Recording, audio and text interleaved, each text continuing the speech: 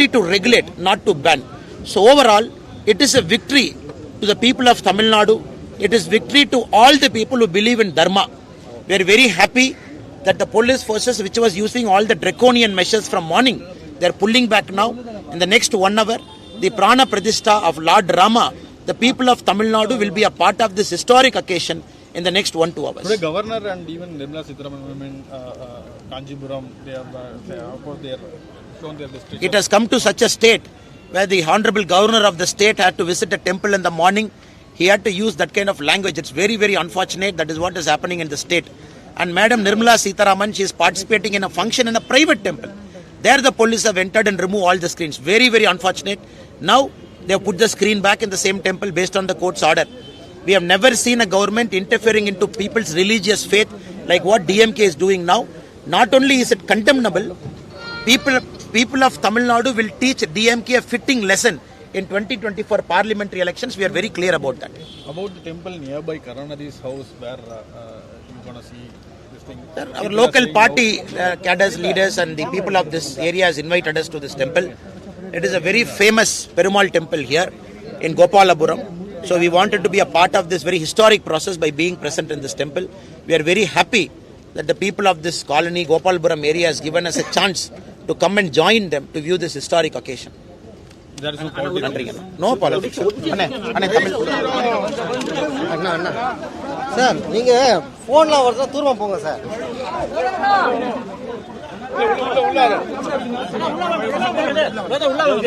அவர் இடிக்காதீங்க, அவர் இடிக்காதீங்க. பத்திரிகைக்கு இடம் கொடுங்க. பின்னாடி வந்துட்டு 5 minutes அண்ணே, பத்திரிகைக்கு இடம் கொடுத்து நம்ம தொண்டர்கள் கொஞ்சம் நவருங்க. பின்னாடி நீங்க சைடுல பத்திரிகை தொந்தரவு பண்ணாம பின்னாடி வந்துருங்க அண்ணா. எங்கேயும் பத்திரிகை தொந்தரவு பண்ணாது அண்ணா. நீங்க ரெடினா நான் பாத்துக்கிறேன்.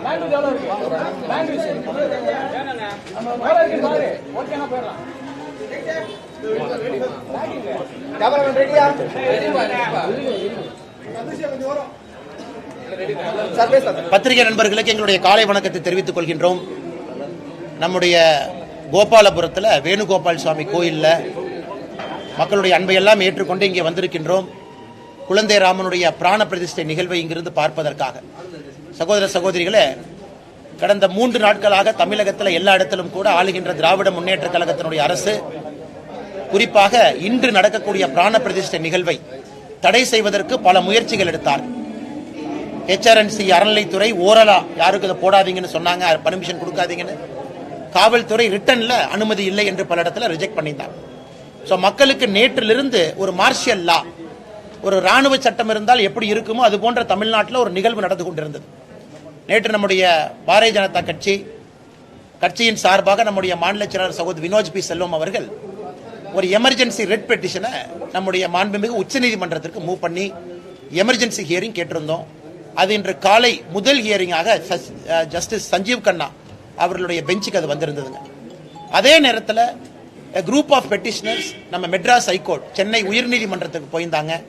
அதுவும் கூட நீதிபதி ஆனந்த் வெங்கடேஷ் அவர்களுடைய சேம்பர்ல இன்னைக்கு காலையில் 10 மணிக்கு ஹியரிங் நடந்துச்சு. உச்சநீதிமன்றத்தினுடைய தீர்ப்பு மிக தெளிவு, உயர்நீதிமன்றத்தினுடைய தீர்ப்பு மிக தெளிவு. இன்று யாரும் யாரையும் தடை செய்ய முடியாது.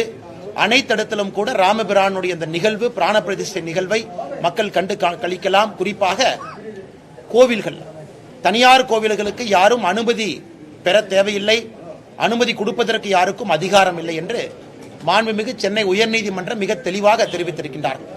தனியார் கோவிலில் நடத்தக்கூடிய நிகழ்வு, தனியார் மண்டபத்தில் நடக்கக்கூடிய நிகழ்வு, பஜன்ஸ், பிரேயர், அதையெல்லாம் தாண்டி அன்னதானம் எதாக இருந்தாலும் கூட நீங்கள் செயல்படுத்தலாம். ஒருவேளை கூட்டம் அதிகமாக வந்து தனியார் கோவில், தனியார் மண்டபத்துக்கு மக்கள் வெளியே இருந்தாங்கன்னா காவல்துறை ரெகுலேட் பண்ணி, டிராபிக்கை ரெகுலேட் பண்ணி கொடுக்கணும் அப்படிங்கிற தீர்ப்பு மிக தெளிவாக இருக்கு. ஒருவேளை அறநிலைத்துறை நடத்தக்கூடிய கோவில்களில் இன்று இந்த நிகழ்வு நடந்தனா அறநிலைத்துறையினுடைய செயல் அலுவலருக்கு தகவல் தெரிவிக்கணும், இந்த மாதிரி இந்த நிகழ்வு நடத்துறோம் அப்படின்னு. இது மாண்புமிகு உயர்நீதிமன்றத்தினுடைய தீர்ப்பு மிக மிக தெளிவாக மாநில அரசு 3 நாட்களாக செய்த தவறுக்கெல்லாம் ஒரு சாட்டடியாக அமைந்திருக்கிறது. அதே போல உச்சநீதிமன்றம் ஜஸ்டிஸ் சஞ்சீவ் கண்ணா அவங்க பெஞ்சுக்கு வந்த பொழுது மிக தெளிவாக அவங்க சொன்னாங்க, இது ஆர்டிகல் 32 ஒருத்தருடைய fundamental right, religious fundamental right அது வயலேட் பண்ணுது. மாநில அரசு சார்பாக ஆஜராகி இருந்த திரு ஏஏஜி அவங்க சொல்லியிருந்தாங்க, இல்ல நாங்க அந்த மாதிரி ஆர்டரே போடல, நாங்க அந்த மாதிரி பேன் ஆர்டரே கொடுக்கல அப்படின்னு. அதற்கு பாரதிய ஜனதா கட்சி சார்பாக ஆஜராகி இருந்த வழக்கறிஞர்கள் அங்க பல போலீஸ் ரெக்கார்டை காமிச்சிருந்தாங்க. தமிழ்நாடு முழுவதுமே கிட்டத்தட்ட ஒரு 30-40 இடத்திற்கு மேல எங்கள் கையில் நாங்கள் நேற்று நைட்டு சேகரிச்ச போலீஸ் பேன் ஆர்டர் கொடுத்த பொழுது அந்த பேன் ஆர்டர் படிச்சு காட்டினாங்க. அதுல ஒரு பேன் ஆர்டர்ல பாத்தீங்கன்னா இங்க இஸ்லாமியர்கள் கிறிஸ்தவர்கள் இருக்கிறாங்க, அதனால இந்த கோயில்ல நீங்க திரையிடக்கூடாதுன்னு ஒரு ஆர்டர் இருந்துச்சு. அதற்கு ஜஸ்டிஸ் தீபாங்கர் தத்தா மிக தெளிவாக சொல்லியிருந்தார்கள், அது உண்மையா இருந்தால் நிச்சயமாக இந்த கோர்ட் இதை மிக கம்பீரமாக இதை எடுக்கும், நாங்கள் இதை விடப்போவதில்லைன்னு சொன்னாங்க. அதன் பிறகு மாநில அரசு உத்தரவாதம் கொடுத்தாங்க, எங்கேயும் நாங்கள் தடை செய்ய போவதில்லை என்று உத்தரவாதம் கொடுத்தாங்க. ஆனால் மாண்புமிகு உச்சநீதிமன்றத்தினுடைய நீதிபதி ஜஸ்டிஸ் சஞ்சீவ் கண்ணா அவர்கள் மிக தெளிவாக குறிப்பிட்டிருக்கிறார்கள், எங்கேயும் யாரும் தடை செய்ய முடியாது. அதே நேரத்தில் போலீஸ்க்கு ரெகுலேட் பண்றதுக்கு உரிமை இருக்கு. அடுத்த வாரம் திங்கட்கிழமை மறுபடியும் உச்சநீதிமன்றம் ஏதாவது ஒரு கோயில்ல தமிழ்நாடு அரசு, காவல்துறை, அறநிலைத்துறை ரிஜெக்ட் பண்ணியிருந்தாங்கன்னா அதை தனி பெட்டிஷனா எடுத்து, பேட்ச் பெட்டிஷன் எடுத்து அடுத்த வரக்கூடிய திங்கட்கிழமையில் நாங்கள் விசாரிப்போம். ரிஜெக்ட் பண்ணதை ஏதாச்சும் ஆர்டிகல் 32 ஃபண்டமெண்டல் ரைட்டை வயலேட் பண்ணியிருந்தால் மிக கடுமையாக வருவோம் என்று உச்சநீதிமன்றமும் கூட தமிழக அரசுக்கு ஒரு வார்னிங் கொடுத்திருக்காங்க. இன்னைக்கு இந்த அளவுக்கு நிலைமை வந்திருக்கு. நம்முடைய மாண்புமிகு மத்திய அமைச்சர் திரு நிர்மலா சீதாராமன் அவர்கள் பங்கேற்கக்கூடிய ஒரு தனியார் கோவில் இருக்கக்கூடிய அந்த எல்இடி ஸ்கிரீனை காவல்துறை அத்துமீறி அகற்றியிருக்கிறாங்க. அதன் பிறகு மறுபடியும் சண்டை போட்டு ஒரு நிதியமைச்சர் பங்கேற்கக்கூடிய நிகழ்வுல அந்த ஸ்கிரீனை கொண்டு வந்து வச்சிருக்கு.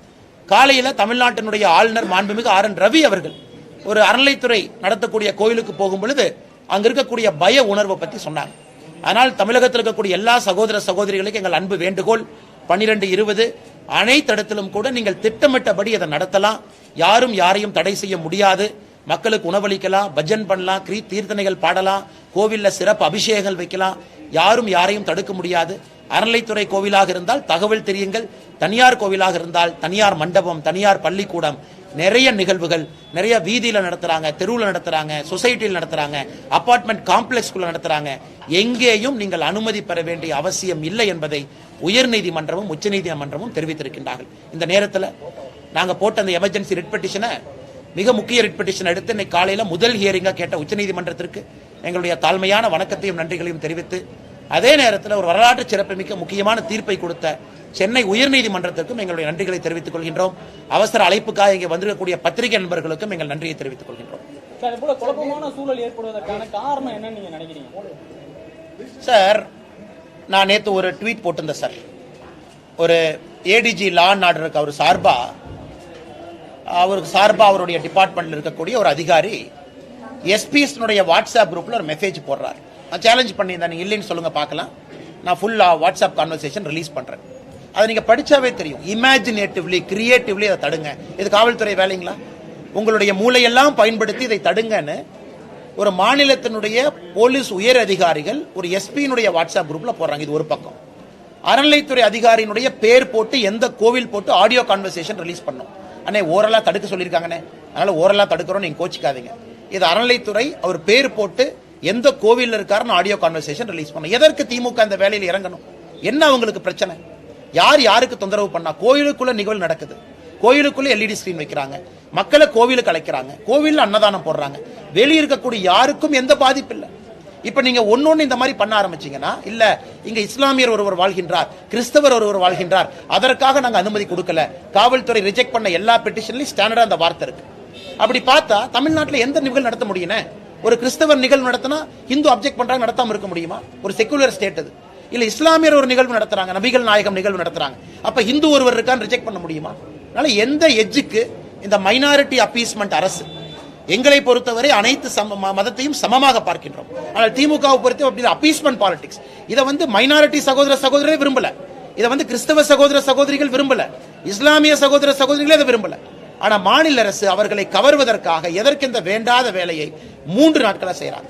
அதனால் இதை வன்மையாக கண்டிக்கத்தக்கது மட்டுமல்ல. ஒரு இடத்துல குடும்ப விழா போட சேலத்துல பாத்தீங்கன்னா அந்த இளைஞர் அணி மாநாடு நடந்து கொண்டது, அதுக்கு அனுமதி இருக்கு, அதுக்கு டிராபிக் பிளாக் பண்றாங்க, 6500 போலீஸ் போட்டிருக்காங்க, லட்சக்கணக்கான மக்களுக்கு அசௌரியம் அங்க இருக்கு.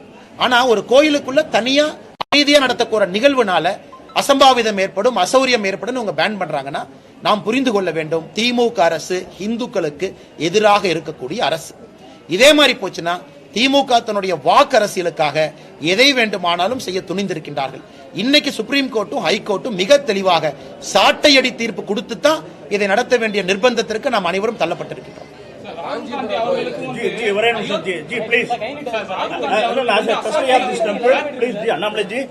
ஆனா அவர் என்ன கேக்குறாருன்னா, பிரீஃப் பண்ணியாச்சு, அரசியல் பேசாதீங்க.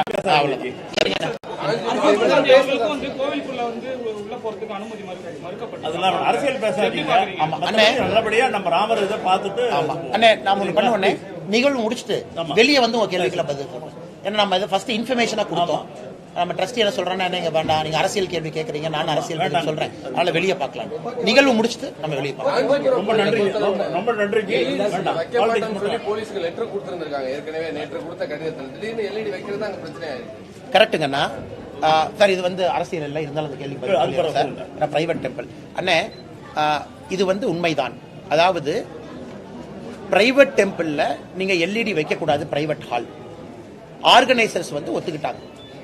அதன் பிறகு ஆர்கனைசர்ஸ் காவல்துறை கேட்கறாங்க, எந்த அதிகாரத்தில் நீங்க லெட்டர் கேட்கறீங்க, உங்களுக்கு என்ன லோக்கல் ஸ்டாண்ட் இருக்கு, என்ன சட்டம் பிரிவென்ட் பண்ணுது, அதில் காவல்துறையிட்ட பதில் இல்லை. அதாவது பிரைவேட் ஃபங்க்ஷன், பிரைவேட் டெம்பிள் அன்னைக்கு என்ன நீதிபதி ஜட்ஜ்மெண்ட் கொடுத்திருக்காங்களோ, இதையே நேற்று நள்ளிரவு லேட் இரவுல ஆர்கனைசர்ஸ் கேட்டாங்க, சார் எந்த செக்ஷன் படி நீங்க எங்களை வைக்கக்கூடாதுன்னு சொல்றீங்க சொல்லுங்க. ஸோ காவல்துறையிட்ட பதில் இல்லாதனால இன்னைக்கு காலையில கட்சி நாங்கள் அங்க போனோம், மாவட்ட தலைவர் போனாங்க, நாங்கள் அந்த டெம்பிள் அத்தாரிட்டிஸ்க்கு நாங்க சொன்னோம், சார் எங்கேயும் பேன் கிடையாது, நீங்க தைரியமா வைக்கலாம், நீங்க என்ன லெட்டர் கொடுத்திருக்கீங்களோ அதை பத்தி முக்கியம் இல்ல, அவங்க வந்து போட்டிருக்கிறது இல்லீகல் ஆர்டர் அப்படின்னு நாங்களும் வலியுறுத்தணும், நீங்க தயவு செஞ்சு எல்இடி ஸ்கிரீன் வைங்க. அதான் இன்னைக்கு காலையில் நடந்திருக்கக்கூடிய நிகழ்வு. ஆனா நீங்களும் கொஞ்சம் எல்லாம் பங்கேறுங்கண்ணா. அமைதியா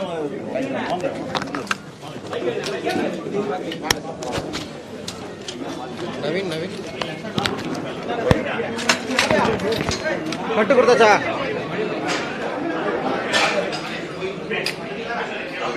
Correct.